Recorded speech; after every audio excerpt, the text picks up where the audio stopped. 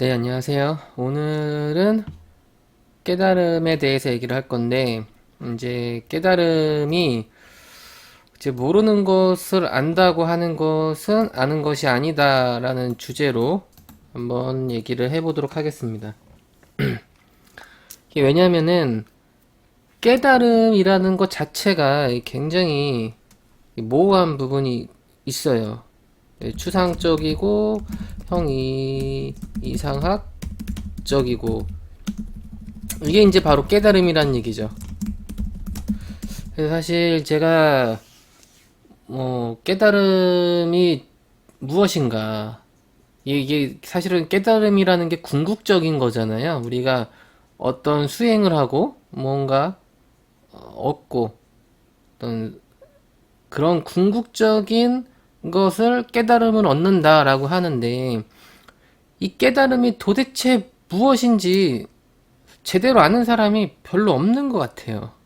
제가 뭐 그러니까 이제 이게 깨달음이라는 게 불교에서 이제 쓰는 어떤 용어잖아요. 그러니까 우리가 흔히 나 뭐 깨달았어요 하는 그런 깨달음이 아니라, 이게 궁극적인 거를 이제 얘기할 때 깨달음을 얻었다. 이게 이제 불교에서 나온 건데, 뭐 기독교나 이런 것들은 이제 구원을 받는 그런 걸 얘기하지 깨닫는다라고 표현하지 않잖아요. 그래서 깨달음이 도대체 무엇을 얘기하는 건지, 저도 뭐 예전에는 그래, 이 진리는 하나고 깨달음이다, 거기까지만 보통 이제 생각을 했었죠. 물론 아주 이제 예전에. 지금은 제가 나름대로의 이제 뭐 우주 과학이나 철학이나 영성이나 다양한 것들을 대입시켜가지고 깨달음을 풀려고 이제 이전 영상들에서도 많이 다뤘는데, 근데 중요한 거는 이 깨달음이라는 게 구체적인 게 없단 얘기예요. 그러니까 이제 불교에서 얘기하는 거는 보통 해탈과 열반인데, 이것도 이게 이제 깨달음이라는 건데, 이것도 똑같아요. 이게 뭐가 뭔지 모른다는 얘기죠. 우리가 알 수 없는 것들인데, 알 수 없는 것들에 대해서 그 자체가 이제 해탈이나 열반 이런 것들이 깨달음이라는 얘기죠. 뭐 해탈, 열반 이런 거 이제 사전 검색을 해보면은 그냥 뭐 고통이 없어지는 상태, 뭐 열반, 뭐 어떤 편안한 상태, 뭐 이제 그런 거죠. 뭐 어떤 이제 성철 스님이나 이제 그 예전에 올해 이제 전에 이제 돌아가신 이 스님, 그러면 이제 기사 같은 거 검색해 보면은 열반에 드셨다 이렇게 이제 또 표현을 해요. 그러니까 우리가 부처가 뭐 해탈했다 뭐 이런 것들도 사실은 어떤 뭐 해탈을 해서 되게 뭐 신비로운 현상을 관측하거나 목격하거나 그런 게 아니라 그냥 밑도 끝도 없이 이제 갖다 묻힌 거란 얘기죠. 그러니까 알 수 없는 것에 대해서 우리가 뭔가 안다고 이제 착각을 하고 그렇게 생각을 한다는 얘기예요. 그럼 저는 이거를 구체적으로 풀어볼 필요가 있다. 왜냐면은 알 수 없는 이 모르는 것에 대해서 우리가 지금 안다고 하는 거거든요. 그러니까 대부분의 이제 불교를 공부하고 수행하는 사람들이 저도 이제 제가 직접적으로 불교에 대한 지식이 없거나 그쪽 이제 관련된 문화를 접한 적이 없어서 뭐 또 인맥도 없고, 그래서 이제 뭐 오픈 채팅 같은 걸로 좀 얘기를 많이 해봤어요. 근데 그렇게 뭐 수행하고 불교를 막 몇십 년 동안 하고 심지어는 그 스님도 있고 뭐 그런데 대화를 해보면은 구체적으로 잘 몰라요. 그러니까 잘 모른다기보다는 그냥 공부하는 거지. 왜냐면은 경전에 그러한 내용이 나와 있으니까 이제 불교 경전을 보고 이제 그대로 이제 수행을 하고 거기 나온 대로 그걸 읽고 외우고, 또 그 읽고 외운 걸 토대로 뭔가 나름대로의 이제 깨달음을 얻으려고 하는 건데, 그 깨달음이 뭔지 모르는 상태에서 뭔가를 깨달으려고만 한다는 얘기죠. 저는 그게 너무 이상했단 얘기죠. 저는 이전 영상에서도 제가 어떤 궁극적인 단 하나의 진리를 파헤치기 위해서 되게 디테일하게 다 팠거든요. 뭐 참나를 얻은 다음에 참나가 무의식을 발동시키고 이 무의식이 현상을 만들어내고 그 현상 안에서 이제 어떤 삶이라는 게 있고 그 삶이라는 거는 희노애 락으로 돌아가고 희노애 락은 어떤 상보성으로 이루어져 있기 때문에 고통만 있을 수도 없고 즐거움만 있을 수도 없고 어떤 밸런스 조절이 필수다. 그리고 그 현상계 너머에는 진짜 세계인 내면의 세계가 있고 그 내면의 세계에는 참나가 있고 참나는 상대성의 영향을 안 받고 절대적이다. 근데 이 참나만 가지고는 사실상 우리가 나라고 할 만한 요소도 없죠. 절대적이니까. 상대적으로 비교할 대상이 없으니까. 그러니까 그 자체가 무인 거죠. 그러니까 불교에서 얘기하는 무아론이라는 거는 그 자체가 다 나니까 나를 비교할 대상도 없고 나라고 말할 요소도 없으니까 무아라고 얘기를 하는 거예요. 하지만 무아 자체가 아무것도 없는 무라는 게 이게 깨달음이다? 라고 생각할 수 있을까요? 없단 얘기죠. 무란 얘기는 나조차도 없는 거예요. 그러니까 다시 얘기하면은 죽음하고 별반 다를 게 없단 얘기죠. 그러니까 모르는 거를 안다고 얘기하는 거하고 똑같단 얘기예요. 알 수 없는 건데 안다고. 그게 깨달음이라고. 무가 왜 깨달음이죠? 무라는 거는 시간도 없고 공간도 없고 나조차도 없고 어떤 감정도 느낄 수가 없고 예? 우리가 아는 무라는 거는 그게 무거든요. 그 아무것도 없는데 왜 그게 깨달음이냐? 말도 안 되는 거죠. 그 죽는 거하고 뭐가 달라요? 만약에 그 무라는 거 안에 그러니까 불교에서 말하는 무아론은요, 나조차도 인정하지 않는 게 불교의 무아론이거든요. 근데 이제 이거는 또 어떻게 해석하느냐에 따라 다르겠지만은 이 무아론의 그 무자 때문에 대부분의 그 이제 불교 공부를 하시는 분들은 그냥 무라고 생각을 하나 봐요. 제가 볼 땐 그래요. 근데 제가 생각하는 무아론의 무자는 완전하게 없다라는 그 무가 아니라 그냥 모든 게 다 난데 나밖에 없어요. 그래서 천상천하 유아 독존이라는 게 천상천하 유아 독존 이 불교 이제 부처가 태어나자마자 한 말이잖아요. 근데 이 나밖에 없다. 하늘 아래 땅 위에 나만이 유일한 존귀한 존재다라는 게 천상천하 유아 독존이잖아요. 그러니까 나밖에 없단 얘기예요. 그러니까 나밖에 없단 얘기는 아무것도 없어요. 다시 얘기하면은 나밖에 없는데 나라고 지칭할 이유가 없단 얘기죠. 그러니까 그 자체가 무란 얘기예요. 그러니까 사실 이거를 해석하기 나름인 거죠. 근데 이 불교를 공부하시는 분들은 무아론 하면은 무자가 그 무로 이제 생각을 하는 거죠. 뭐 참나도 없다. 참나도 없고 나라고 할 수 있는 존재도 없고 그냥 무다. 그게 깨달음으로 생각을 하나 봐요. 해탈 열반? 이거는 되게 추상적이고 형이상학적인 용어예요. 해탈 열반 이거 어떤 신비한 어떤 현상도 아니고 예? 뭐 해탈 열반을 한 사람은 우리가 직접 본 적이 있어요? 없어요. 뭐 성철 스님이 돌아가셨다. 그럼 열반에 드셨대요. 우리가 봤어요? 그 열반에 드셨는지 그냥 죽었는데 열반에 드신 거래요.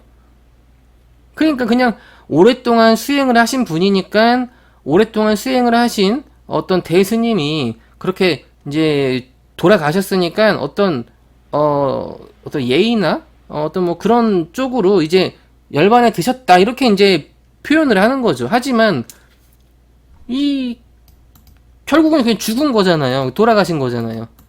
그게 깨달음인가요? 알 수 없단 얘기죠. 그러니까 결국에는 알 수 없는데 안다고 말하는 거예요. 이게 무슨 얘기냐면은 기독교에서 말하는 믿음하고 똑같은 거예요. 기독교 자체가 우리가 알 수 없고 볼 수 없는 거잖아요. 근데 기독교에서는 뭐 천국과 지옥을 얘기하지만 우리가 천국과 지옥을 본 적이 있어요? 없어요. 그냥 맹목적인 믿음만 가지고 믿는 거예요. 불교가 지금 그러고 있는 것 같아요. 사실 저는 이 불교에 관심을 가진 이유는 불교가 꽤 과학하고 많이 닮아 있다는 생각 때문에 그런 거거든요. 왜냐면은 최근의 과학은 이제 양자역학이라는 것 때문에 어떤 관측과 확률과 불확실성, 이게 이제 중요한 요소기 때문에 사실은 이제 관측, 이게 이제 가장 큰 영향을 미치죠. 그러니까 이 관측이라는 행위는 내 자신이 하는 거기 때문에 사실은 내 자신이 굉장히 중요한 요소다. 불교가 약간 그런 관념이잖아요. 이제 어떤 내면의 수행, 내 자신, 어떤 그런 쪽이다 보니까, 그래서 이제 저는 불교하고 과학하고 닮아 있기 때문에 불교에 관심이 많이 가진 거였는데, 이 불교가 사실은 이제 베다에서 이제 나왔다 보니까, 사실 불교도 이제 뭐 대승불교, 소승불교, 뭐 종파가 많이 갈리더라고요, 보니까. 그 해석하는 것도 다 달라요, 보면. 그러니까 이 불교도 지금 뭐 각자 해석도 다르고, 깨달음은 하나밖에, 뭐 진리는 하나밖에 없을 텐데, 이 깨달음에 대한 진리도 해석도 다 다르고 뭐 알 수 없다는 얘기죠. 근데 보통 보니까 알 수 없는 것에 대해서, 모르는 것에 대해서 안다고 하는 게 되게 많아요. 그러니까 뭐 경전에 나와 있는 것만 보고 그 자체가 깨달음이다, 또는 해탈이 깨달음이다, 열반이 깨달음이다, 또는 뭐 어떤 중도, 뭐 이게 깨달음이다, 뭐 그냥 몰라, 뭐 그냥 뭐 어떤 뭐 약간 뭐 이런 식으로 그냥 없어요. 뭐 딱히 뭐라고 지칭할 만한 요소가 없어요. 그냥 비워된다. 비워야 된다. 예. 그러면은 자, 여기서 이제 비우면 물음표가 붙어야겠죠. 비우면 뭐 어떻게 되는데? 모른다는 얘기죠. 그러니까 결국은 모르는 거를 안다고 하는 거란 얘기죠. 뭐라고 얘기를 하면은 그거는 상이다. 그러니까 그조차도 비워야 된다. 그러니까 너가 지금 진리라고 말하는 그 요소들도 비워야 된다. 결국에는 뭐 정답을 말할 이유도 없고 깨달음을 말할 이유도 없고 뭐 다 비워야 된다. 그럼 뭐예요? 어떻게 하라고요? 그러니까 알 수 없는 것에 대해서 안다고 하는 거예요, 보니까. 자, 우리가 저는 불교를 과학으로 접근을 많이 하는 편이거든요. 불교는 과학으로 접근할 수 있다.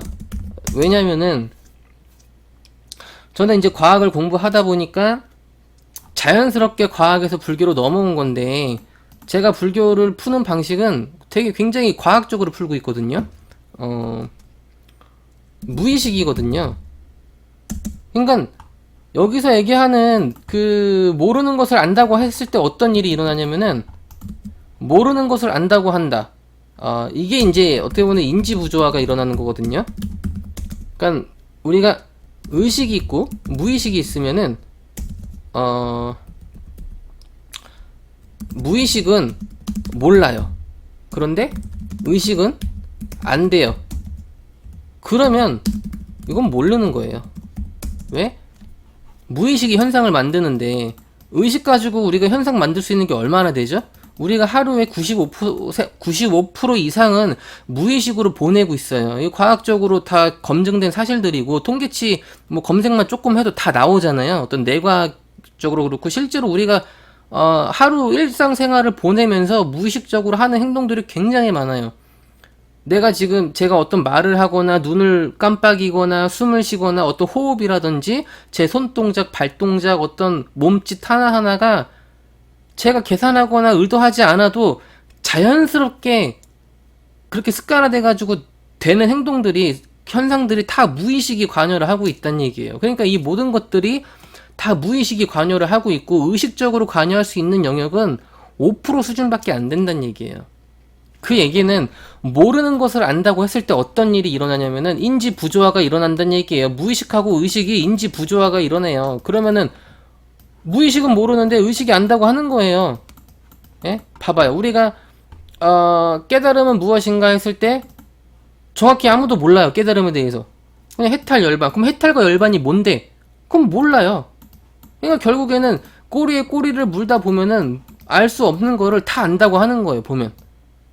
저처럼 막 디테일하게 뭐 참나를 찾은 다음에 아까 얘기했다시피 막 이렇게 가서 이렇게 가서 이렇게 가서 이렇게 가서 이렇게 하는 어떤 그러한 구체적으로 알고 있는 게 하나도 없어요. 보면. 그러면은 모르는 거란 얘기죠. 저는 제가 아는 것에 대해서 안다고 말하는 거거든요. 네. 이거는 아는 거예요.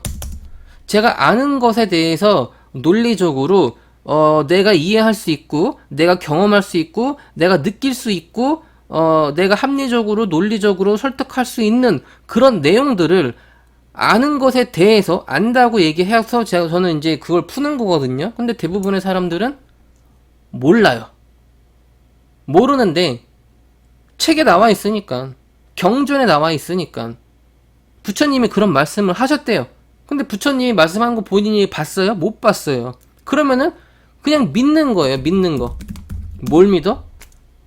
그냥 책에 나와 있는 거. 또 뭐 절에 다닌다면은 어떤 절에 있는 스님들이 얘기하는 거, 그런 거, 아니면 주변 사람들이 얘기하는 거, 뭐 TV에서 얘기하는 거, 유튜브에서 얘기하는 거, 그런 거 보고 이제 그냥 믿는 거죠. 하지만은 그 믿는다는 것도 사실은 논리적으로 성립이 돼야 돼요. 우리가 논리라는 거는 내가 의심하지 않고 합리적인 안이 됐을 때 그게 논리라고 얘기할 수 있는 거거든요. 그러니까 상대적인 논리가 아니어도 나 자신의 절대적인 논리가 성립이 되어도 된다는 얘기예요. 그 얘기는 내가 스스로 어떤 논리를 만들었어요. 하지만은 다른 사람들은 내 논리를 논리적으로 생각하지 않아요. 왜? 그건 내가 스스로 만든 논리니까. 근데 이 사람, 아니, 다른 사람들이 봤을 때는 그러한 논리조차도 안 보인다는 얘기죠. 물론 그러니까 모르는 것 자체를 논리라고 생각할 수는 있겠지만은, 그것조차도 저는 그렇게 안 보인다는 얘기죠. 솔직히, 모르는 거를 논리라고 볼 수는 없는 거잖아요. 그리고, 이 깨달음을 얻는 그 어떤 수행을 하는, 또 이게 공부를 하시는 분들도 보면은, 본인들이 알고 있던 어떤 지식과 정보와 깨달음의 어떤 그런 것들을 시간이 지나면은 또 바뀌어요. 그러니까 일관성도 없고, 그러니까 그 얘기는 이 논리적으로 아는 지식이 아니다 보니까 때때로는 의심이 든다는 얘기예요. 그러니까 우리가 논리적으로 이해할 수 있는 지식은 어떤 확신을 가지고 있어요. 그래서 의심이 안 들어요. 이런 차이거든요. 예를 들면은 우리가 어떤 믿음만 가지고 어떤 걸 맹신을 하잖아요. 근데 그게 일관성을 가지고 그 믿음이 오래 유지가 되기가 힘들어요. 왜냐하면은 만약에 우리가 예전에 기독교 같은 경우에는 사람들이 믿음으로써 맹신하는 게 컸는데, 지금은 과학기술이 발전되다 보니까 이 과학기술로 그런 우리가 믿어왔던 것들을 하나씩 깨고 있잖아요. 논리적으로 과학적으로 검증을 해가면서. 그러니까 본인들이 믿었던 믿음들이 사람들이 이제 의심을 하게 되는 거야. 본인들도 스스로 의심이 되는 거죠. 내가 믿었던 건 이건데 점점 과학기술이 발전되니까 그런 믿음들이 이제 실제로 깨지기 시작하는 거죠. 왜? 실제라는 거는 내가 직접 현실에서 경험하고 느끼고 쓸 수 있고 그런 것들이니까. 그러니까 제가 볼 때는 분명히 우리가 안다고 하는 요소에는 논리적으로 이해할 수 있는 지식이고, 그게 확신을 가져야만 의심이 안 들고, 그래야 이게 참된 지식이란 얘기죠. 이런 어떤 논리도 안 되고 모르는 거를 안다고 하는 지식들은 이거는 참된 지식이라고 볼 수 없어요. 그러니까 이거는 그냥 달달달 외우는 지식인 거야. 이런 달달달 외우는 지식은 언제든지 다른 책이나 누가 또 얘기를 해서 이게 맞다고 하면은 그렇게 이끌려 당기는 거예요, 본인들은. 근데 내 스스로 논리적으로 이해할 수 있는 그런 지식은 확신을 갖고 있다는 얘기죠. 내 안에서 이거는 절대로 변함이 없는, 누가 뭐라고 어떤 걸 갖다 붙여도 내 스스로 이거는 절대적인 논리예요. 그러니까 상대적인 영향을 안 받아요. 의심이 안 든다는 얘기죠. 그러니까 참된 지식이 된다는 얘기예요. 다시 다르게 얘기하면은 우리가 이제 요즘에 트랜서핑이나 어떤 끌어당김의 법칙 이런 게 이제 굉장히 유행하거든요. 근데 이것도 원리가 있어요. 이게 이제 사실은 이제 무의식을 통해 가지고 어떤 현상을 만들어내는 원리인데, 여기에는 이제 많은 사람들이 보통 뭐 주파수 얘기도 하고 막 그런 얘기를 많이 하죠. 뭐 끌어당김. 네. 근데 결국에 이제 무의식이 하는 일인데, 이 원리는 간단해요. 원하는 것을 원할 때 이루어진다. 자, 그러니까 내가 원하는 것을 원할 때, 그러니까 이거 참이고 이루어진다. true가 돼야 되는데, 원하는 것을 원하지 않으면은 이루어질 수 없겠죠. 그러니까 대부분의 사람들은 본인들이 원하는 걸 원하지 않아요. 그 얘기는 뭐냐면은, 쉽게 들어 이제 예를 들면은 뭐 애인이 생기고 싶어. 근데 우리는 무의식이 알고 있잖아요. 애인이 생기고 싶으면은 내가 어떤 걸 이렇게 하고 저렇게 했을 때, 그런 환경을 만들었을 때, 어떤 노력을 했을 때, 여러 가지 노력을 했을 때 애인이 생긴다라는 거를 무의식이 알고 있어요. 근데 이미 무의식은 애인이 생기기 위한 어떤 환경, 노력들을, 요소들을 다 알고 있는데 그걸 하지도 않고 본인은 생각만 하고 있는 거야. 그냥 생각만, 애인이 생겼으면 좋겠다. 이거는 원하는 걸 원하지 않는 거죠. 왜? 원하는 것은 이건 무의식이고, 원하는 거는 무의식에 맞는 어떤 이제 내가 의식을 가졌을 때, 그게 서로 하나가 됐을 때 이루어지는 건데, 그렇게 하지 않으면서 생각만 갖고 있으면은 이루어지지 않는다는 얘기죠. 그러니까 모르는 것에 대해서 안다고 하는 것은 일치가 안 되잖아요. 모르는 것을 안다고 하면 이거는 두 가지가 성립이 안 돼요. 참이 안 나온다는 얘기죠. 그러니까 결국은 이거는 모르는 것이다. 예. 왜? 아는 것을 안다고 해야 참과 참이 만나서 참이 되는 거예요.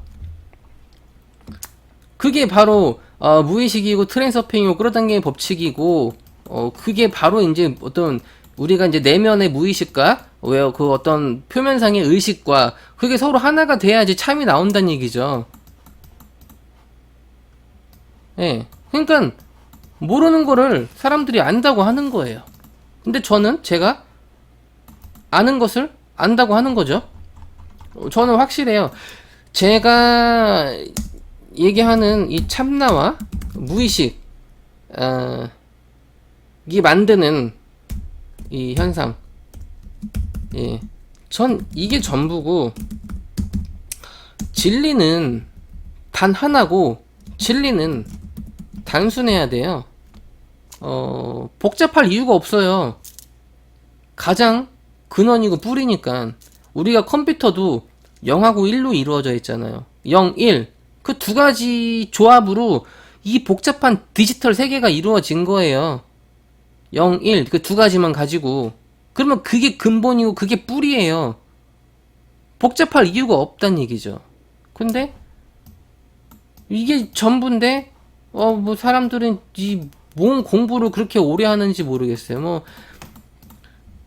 경전에 뭐가 그렇게 복잡한 내용들이 많죠. 뭐 팔만대장경 하면은 뭐 불교에 관련된 여러 가지 이제 다 내용들이 들어가 있는데, 물론 이제 뭐 공부를 하는 건 좋지만 공부를 왜 하는지는 알고 공부를 해야 된다는 얘기죠. 뭐 그냥 뭐 깨달은 다 필요 없고, 나는 그거 외우는 게 취미야. 그러면 그냥 취미로 공부하시면 돼요. 그 취미로 그 외우는 거를 다른 사람들과 어떤 소통을 하고, 어떤 그 커뮤니티 형성을 하고, 뭐 그런 용도로 이제 활용을 하는 용도로 공부를 한다라고 한다면은 뭐 그러면 되죠. 하지만은 본인들은 뭐 수행을 한다고 그러고 깨달음을 얻기 위해 한다고 그러면서 그냥 외우기만 하고, 전혀 아니라고 보죠, 저는. 이 부처의 가르침은 본인의 가르침을 달달달달 외우라는 게 아니라 본인의 어떤 그 가르침을 제자들이 이제 적었을 거 아니에요.